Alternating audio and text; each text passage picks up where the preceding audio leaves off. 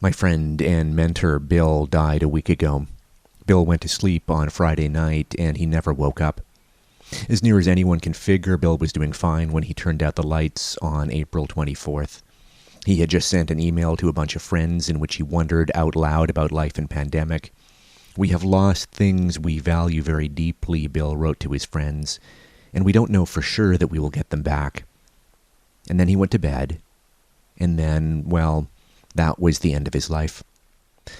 Several folks have asked how Bill might have died if COVID-19 was the culprit. And I guess it could have been, and I guess I understand why people want to know. This plague is so much on our minds now. But I'm also not sure how much I care. No matter what the answer to that question may be, whether Bill died of COVID-19 or an aneurysm or a heart attack or from some other cause that will never be known, he remains equally dead. He is equally gone from my life and from the lives of so many other people who loved him. What I do know is that with Bill's dying, my grief has a focus that it did not have before. Thanks to COVID-19 and its many economic and social side effects, a lot of us right now are experiencing grief or loss or even trauma.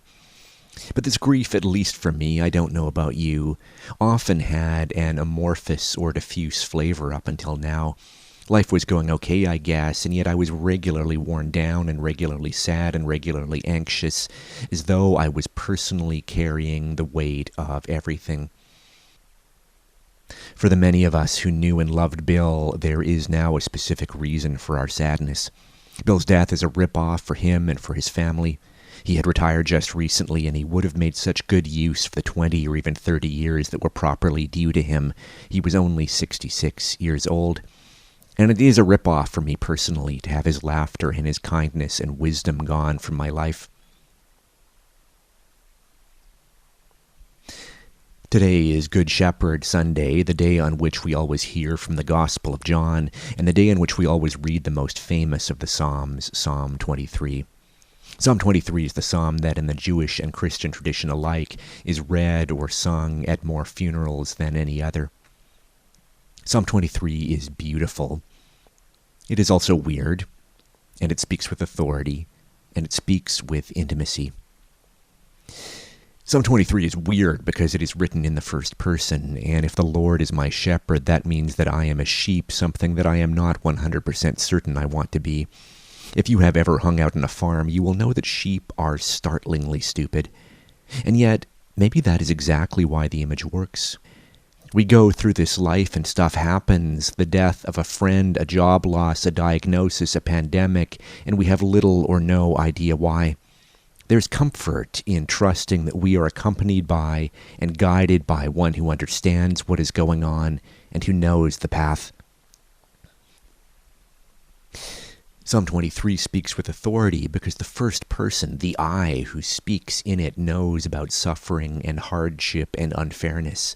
We know that following the Lord does not mean that we are insulated from or excused from these things. The psalm does not say, "The Lord is my shepherd, therefore nothing bad ever happens to me." It does not say, "The Lord is my shepherd, therefore the prosperity gospel is real." It says, "The Lord is my shepherd, and yet here is the valley of death. The Lord is my shepherd, and yet here are enemies. The Lord is my shepherd, and yet here is randomness and unfairness and suffering." Psalm 23's promise is not that these things don't happen. It is that when they do, God is not somewhere else.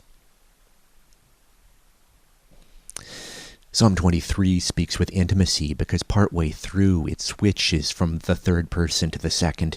It begins speaking of the Lord, of He. But come verse 4, this changes. Now it speaks of you, or in the beloved language of the King James Version, of thou. In spite of all the hardship, maybe somehow because of all the hardship, there's a transition from a God whom I have heard about, the Lord, Him, to a God whom I know, you or thou. Over the course of this journey, this walk with God, the words that we hear in the funeral rite come true. I myself shall see, and my eyes behold him, who is my friend and not a stranger. We are in the midst of pandemic, with job loss and illness and death and wild uncertainty about what the future holds. And Bill is dead. And in the midst of all of this, the Lord is my shepherd. The Lord is your shepherd. The Lord is our shepherd. Yea, though I walk through the valley of the shadow of death, I will fear no evil, for thou art with me. Thy rod and thy staff, they comfort me.